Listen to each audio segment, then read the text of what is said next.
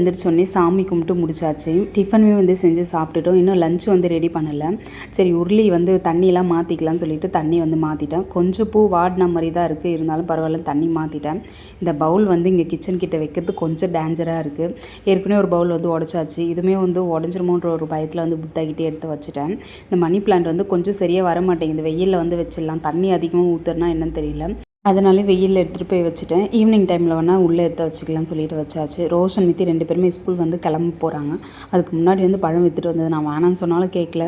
Summer time start ஆகிட்டு இன்னும் juice எதுவுமே போட்டே கொடுக்கல, எங்களுக்கு வாங்கி கொடுத்து தான் ஆகணும் அப்படின்னாங்க. சரி அவங்களுக்காக பழமே வாங்கி வச்சுட்டேன். மதியம் லஞ்சுமே சாப்பிட்டு முடிச்சுட்டு அவங்களுமே ஸ்கூல் போயிட்டு வீட்டில் படிச்சுட்டு இருக்காங்க. கோவிலுக்கு போயிட்டு வரலான்னு சொல்லிட்டு கோவிலுக்குமே போயிட்டு வந்துட்டேன். போன டைம் பிரதோஷத்துக்கு போகும்போதே நடை சாத்தும் போது தான் போனேன். இந்த டைமே அதே மாதிரி தான் கொஞ்சம் அவசரமாக போன மாதிரி இருக்குது.